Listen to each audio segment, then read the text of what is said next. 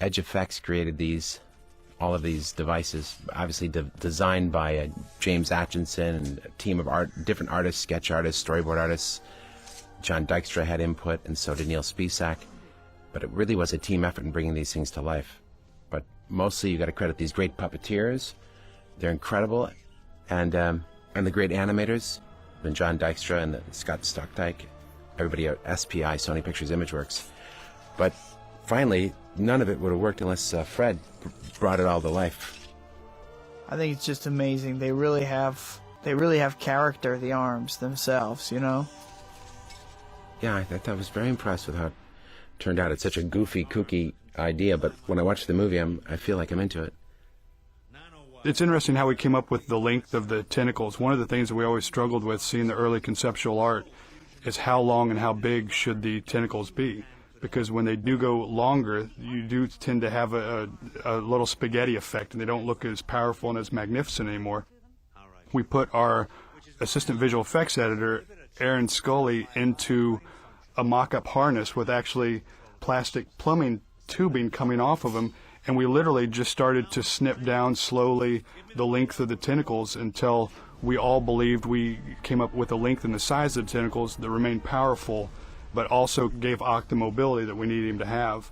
And so it's just one of those low-tech things with $5 tubing that eventually morphs into these magnificent tentacles built by Steve Johnson and Edge Effects and the magnificent puppeteers that puppeteered this. It was amazing just to see the progression. Neil Spisak and his team of art directors designed so many great delivery devices just for that particular tritium capsule. Oh, wow. So many very, very cool sketches and designs I saw. Neil wanted to have everything on wheels and big ugly cords coming from it because that's what he found through his research. See, that's what's great right there. In this big moment, you have a little moment between Fred and Donna connecting on a personal level. And then we go right back into the big demonstration. And this is something we really didn't struggle with in the post-production phase with John Dykstra, but we definitely spent a lot of time about how this fusion ball would look, because it is such a pivotal point in his whole scientific career, and it's also what leads him to his downfall. And so we spent a lot of time with, what's the best thing for this to look, and what's the most realistic way for it to look. And Peter's always the first to notice the insanity that's about to ensue. The paperclip. That paperclip actually, bizarrely enough, took us a lot of time to film. Sometimes it's the inserts that are the toughest. We had a string tied onto it, just a little bit of monofilament. And, it's one of those things just to pull off the realism of it. And it just takes longer than you'd think, Yeah, that's where CGI many times is like, it seems like easier to do almost everything. Yeah. But I think Sam really loves mechanical effects and try and shoot it right through the camera. And not everything can be done. That today it's a luxury to be able to shoot stuff like that through the camera. Yeah. I like that moment with Harry. You realize the insanity that he's actually delving into. When Spider-Man just saves his life and this doesn't change anything. It's just a good moment. It's a quick moment between the two of them, but you do realize where Harry is going and the deep-seatedness of his hatred for Spider-Man. I don't think Harry felt too good about it. No. It's he doesn't know what ungrateful man. He really is. I don't know what's wrong with that guy. Doesn't he know Spidey's just trying to do good? I just guess he's got some problems. Can't get over. What a great shot. Thanks. Had a lot of help. Animators, CG artists, Bob Murawski, great storyboard artists. And this hospital sequence is actually the first scene we shot for Spider-Man 2, and actually it kind of morphed into, it went from a test shoot to an actual shoot, because in the beginning we didn't know what the puppeteers and the tentacles would be capable of mechanically and what we would have to do with CGI. So this started out as just a massive test to see what is and what is not possible with the tentacles. And we realized the puppeteers, they had been working really hard and they were so advanced beyond what we thought. We thought, test or no test, we should shoot this. So it did morph into an actual shoot, and we shot this probably 3 or 4 months before we shot any of the New York footage, which we started with for the film. This is a great sequence. A lot of people say this is vintage Sam Raimi. It's great. It's a lot of fun and it's horrific, going back to like the Evil Dead stuff. I learned a lot making those horror films, a lot about suspense and how to deliver a scare. Probably, I'm guessing you could put the budget of maybe at least the first two into this scene. Yeah, You could make Evil Dead 1 and 2 for the cost of this scene. the nightmarish quality of Oh those my arms. gosh. I can't even watch that shot. She did a great job. I always doubted mechanical effects would come up with some way to make it seem like her nails were raking on that linoleum, but they really did it. I think it was wax.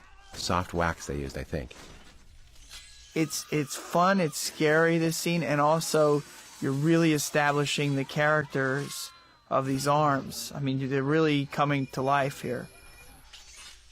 Yeah, it was important to show that there was something to be feared, those arms.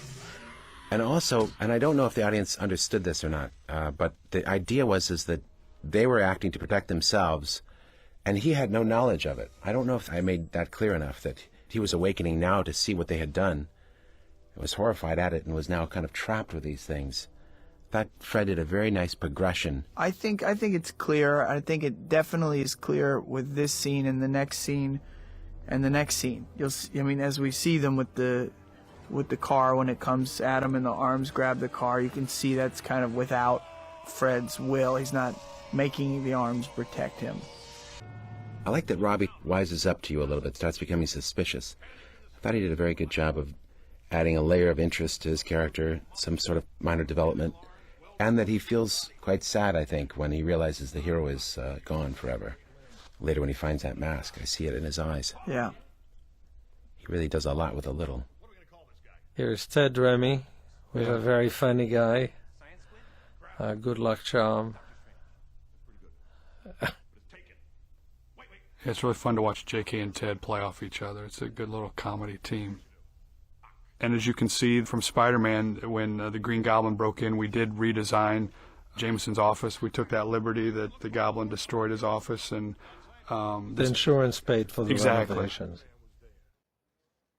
Were you worried that he was on to you in that moment? Like, why would you mention that when you gave him that sidelong glance? He says, I hear Spider-Man was there. Right. Well, it's definitely clear watching it. I think Peter did think it was an odd look. I don't know that he could quite calculate what it meant. Right. Interesting. So you make a choice that you haven't quite figured out what he meant. Right, by the look. Yeah, exactly. That's great. It's just an odd look. And so you're not playing, how do you know? You're playing, do you know? What does that mean? What right. does that mean? Do you know?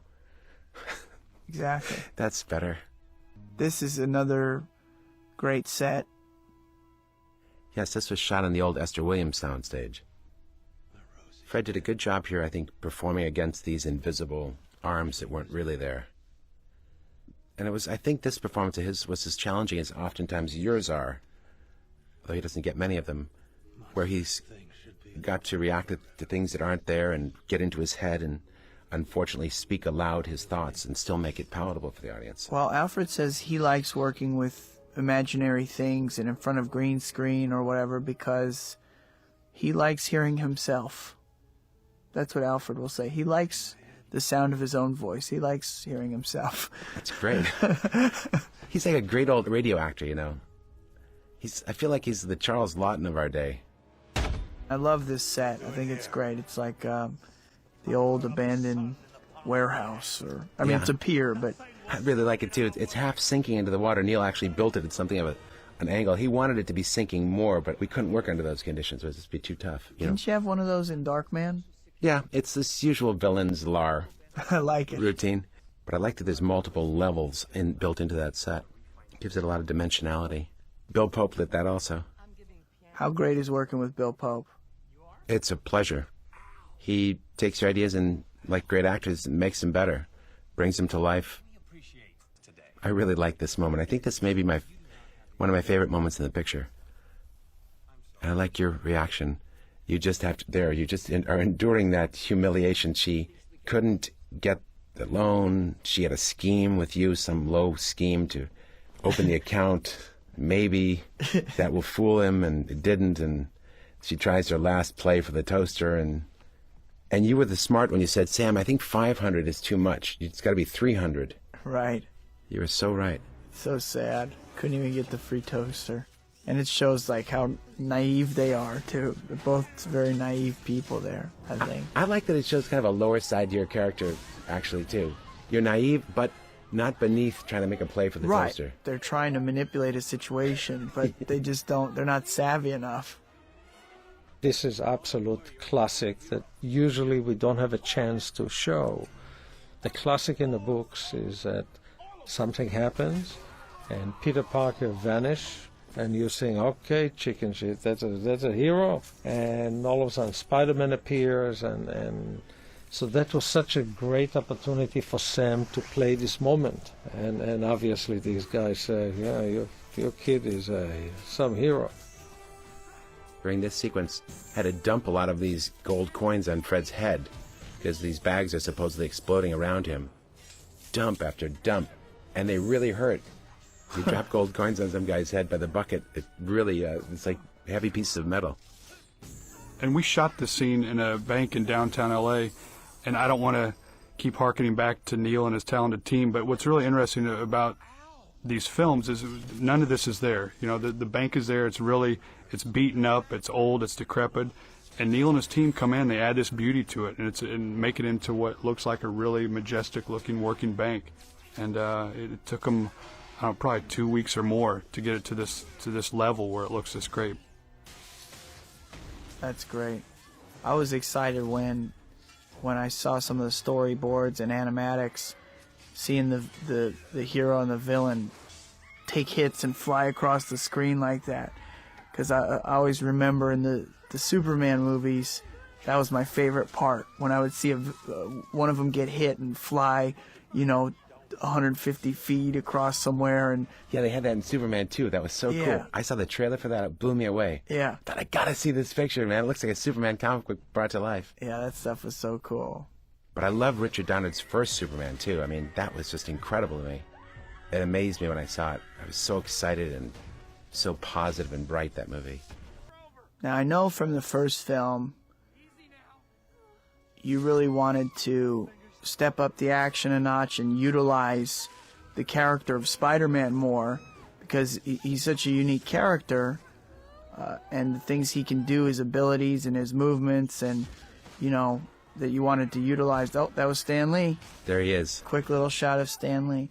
So we have here a fight on the side of a building, which is something you could really only have in a Spider-Man movie. Yeah, I'm really glad we had the opportunity to do that too. It was just like you said, recognizing what we wanted to do and couldn't, or didn't realize what we should have done until after the movie was deep into production. And that's the great advantage of a sequel, is being able to do those things, to not repeat your mistakes and create what really you think the heart and soul of the thing was. And I think you and me did that too, in the performances and how we plotted scenes out. I think we got to the core of Peter Parker. Obviously you, but in general, I think that's what we're working toward. At the end of movie one, when we had our meeting to figure out what we didn't get enough of, and the number one thing we felt we didn't reach in movie one was vertigo. So you'll see in this movie a lot of vertigo, a lot of point of view, to understand the height and the depth in New York, and the danger of what Spider-Man operates high up there, and what would it feel like? What would it feel for the audience to look down at the street?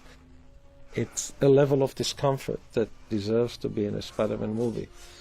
I think Sam did a great job in following this goal, saying we want vertigo. Well, we got plenty of vertigo, both for Spidey and all of us. Rosemary, what a trooper. She loved all the stunt stuff. She just had a blast. I couldn't believe it. Always wanted another take. Let's fly again, Sam. I'd get exhausted just watching her. The other thing, we wanted to make Aunt May a strong lady. That was really important to us. And find her a role that she's not a helpless old lady. She's actually a tough cookie. It's interesting. She almost came off in this movie as a spokesman for heroes. And traditionally in the books, she doesn't like Spider-Man. He is not her kind of a guy. And not only is Aunt May a tough cookie, but Rosemary basically did all of her own stunts. I mean, that's her on a wire in New York, and that's her swinging down with Spider-Man. She's a gamer. She actually had a great time. Her husband was standing there. At one time, he covered his eyes. Oh. Now maybe we should begin talking about, this is the third moment that his webbing hasn't worked, I think, the third moment so far in the movie.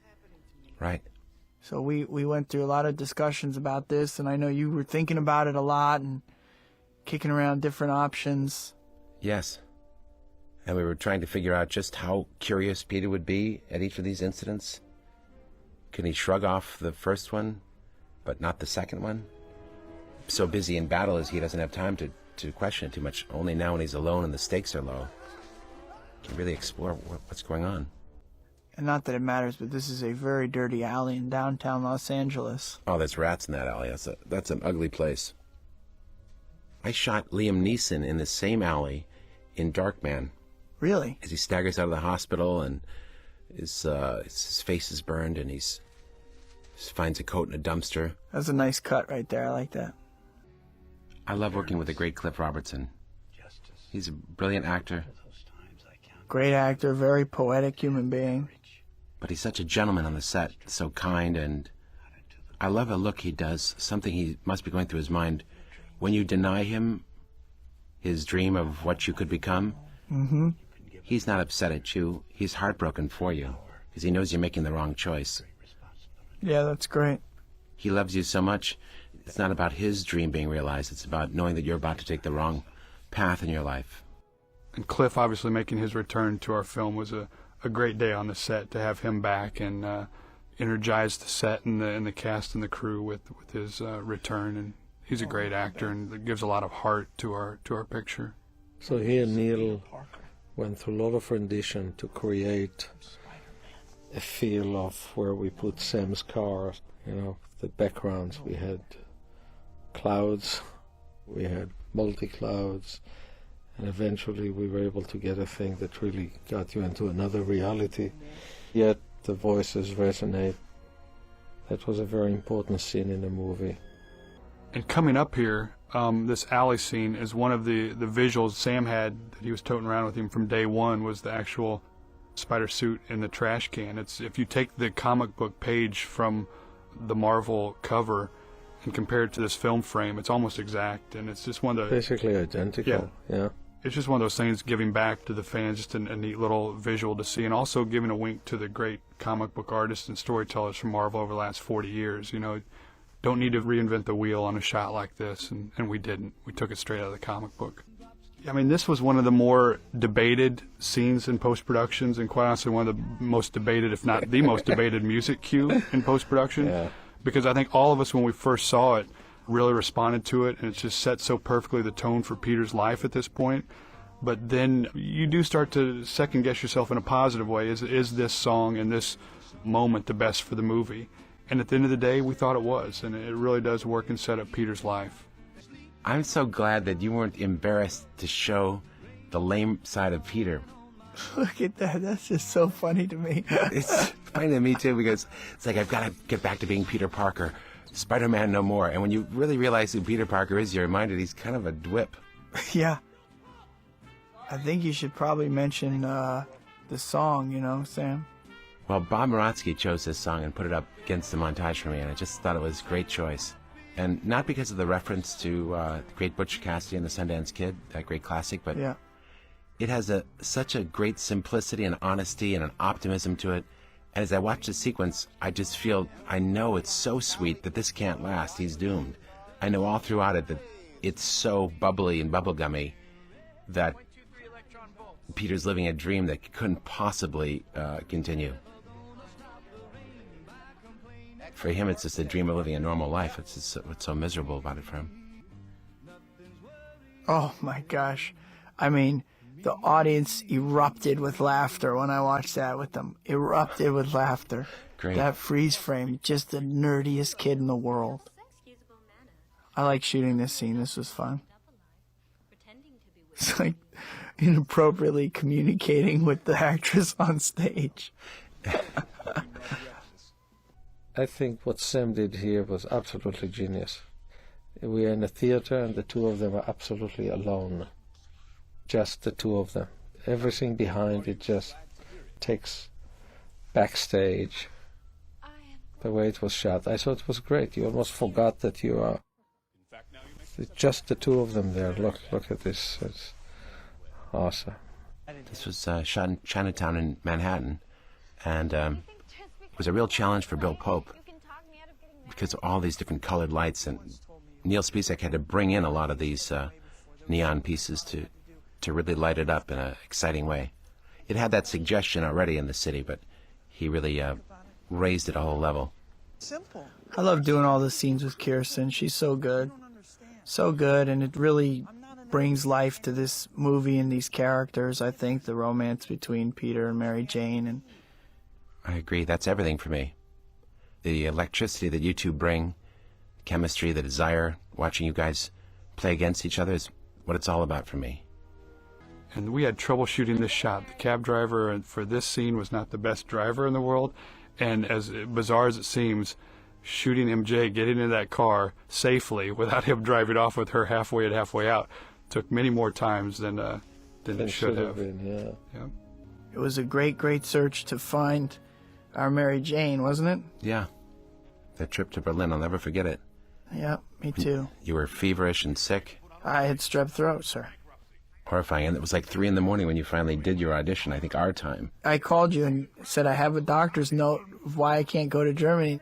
I have strep throat. The doctor said, I'd be fine. I mean, he didn't say like I'm deathly ill, but he said I have strep throat and, probably better that I stay in bed. And you said, yeah, well, it's probably better if I stay with my kids over the weekend too. So get your bag packed, which I love, by the way. I mean, it wasn't mean. We have people have to understand that Sam and I have a funny rapport and a good humorous rapport where we're constantly, teasing each other. That's Brent Briscoe. I worked with him on a picture called A Simple Plan, and he's just a great actor. He really has a tremendous amount of depth and range, but he always gets this typecast into a very particular part. And I'm no different casting him in this role. I'm responsible. That was a tough scene, but we all knew we had to deal with it. We had to deal with the retelling of the Uncle Ben story. And again, this is one of these moments that you think, is it too long? So you take it out, and you do the same thing without it. Grant and I looked at many things, the before and after, again and again, and so did Laura and Kevin, and all of a sudden you take it out because you think maybe we're becoming too emotional, and then you cannot see it without it. You just know it's right. I really liked how you helped this scene too. I think Alvin wrote a great version of it, but then you worked the dialogue. I remember we were sitting at your trailer, making it a little more specific in places. Mm-hmm. I remember Alvin had written, I wanted to impress a girl. And you said, well, it's Mary Jane. She knows Mary Jane. Let's make it specific as much as possible. And that's always the right choice. And more than just that line, you helped work this with me to make it just slightly more real and specific. I thought it was much more effective afterwards. One of the things I love about working on these movies is that it's a collaborative process. And I know I've heard you talk about you don't possess Spider-Man or the character of Spider-Man, that it's all of our movie. And, for me and all of us, we look at you as the captain of the ship. And as the captain, you let us come to you with all of our ideas, which is a great environment for filmmaking because we all feel like we're filmmakers, not just, craftsmen or artists to do that single job, but that we get to express ourselves through you. And, of course, you'll use your discretion and shoot down my bad ideas and all of our bad ideas. But everybody working on the movie feels free to tell you anything, any opinion or any feeling or any expression we want to give to the movie you'll consider, which I think is a great thing. I definitely do that. I say immodestly, but I don't do it for the to be nice. I do it because when I'm surrounded with great actors and great technicians, it's my way of making the movie great. There are so many insights you're going to have about Peter Parker I would never have thought of, or that Rosemary here will have about May, or the combination of these characters. I need it. I count on you guys I feel so comfortable with this particular group. That's really why I'm looking so forward to the third one. I know I'm surrounded with the best actors, the best technicians in the world, and I feel comfortable with you guys now, much more so than on the first one even, where I felt comfortable.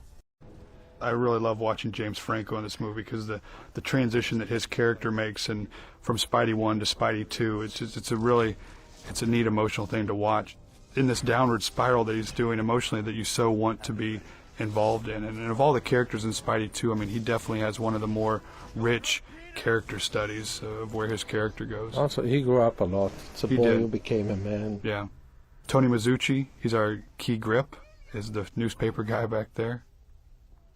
Well, I didn't know how we were going to do the fire scene, but John Dykstra, once he saw the storyboards for the sequence, said the best way to do this is with old-fashioned technology combined with new technology, which is we'll just shoot it twice, once with the roaring inferno, which no human being could ever withstand, and then we'll bring Tobey into it, he told me, and just have enough fire to make it bearable so that the effect light would play on you in a realistic fashion.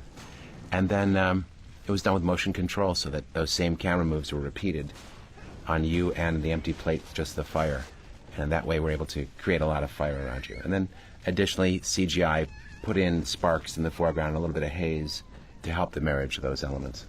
A lot of fire, but you know, the safety experts here at Sony, I mean, they scrutinize as they should all of our shots in these particular areas to make sure it's safe both for cast and crew, because you know, the conditions, I mean, even though Tobey was never in there physically, I mean, although we would do some smaller burns with Tobey in there, I mean, the cameraman and Sam and John Dykstra and John Fraser, they are in there.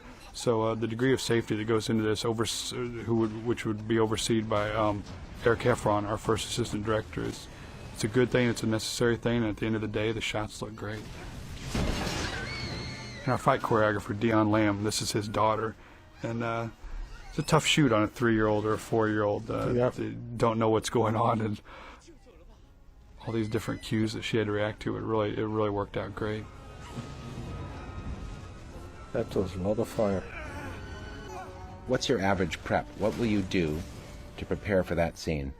Well, you know, there's my prep before the movie, which is all-inclusive of the entire film. And this is a different circumstance because I have the history of the first film, so I understand the character and his relationships very well. Right. But let's say getting to know the character, I kind of count the prep for the first movie for this one as well. So I read the first 4 years of the comic books. I would read each individual script probably, you know, a dozen or so times. And then I will discuss or write about the character, his history, his relationships with each person, how he sees the world in general and how he saw the world historically throughout his life, how he sees the world in each scene or each section of the movie, what the arc is, what are the overriding things that the character is going through, what is he learning, what are his conflicts. That part of your process I know a little bit about because that's when I meet with you in pre-production. Yeah. I see you've got these pages of notes and we talk about, you had a question, can this scene be here where this is your goal? Isn't it in conflict with some of these earlier things that we've agreed upon? Right. I love when we meet on those issues. It helps me understand what we're doing too. Well, and it helps me too because a lot of my questions and stuff are just me getting more familiar and clarifying what's going on, what's in your head, because I have to be in sync with you. And then the actual scene, once I get all that kind of beginning prep out of the way, the actual scene doesn't require a lot of preparation. You know, then I'm just... Do you read it the previous night, or you do not do that specifically? No, I do. I mean, I just, depending on the length of the scene, how much dialogue there is, I may look at it a couple weeks ahead of time, a week ahead of time, 2 days ahead of time to make sure I have all the dialogue down, sort of backwards and forwards. And I can speak of personal experience. That's when we meet in your trailer often, talk about scenes to come. Those are usually me presenting problems to you, asking you to solve them. But those are very helpful for me.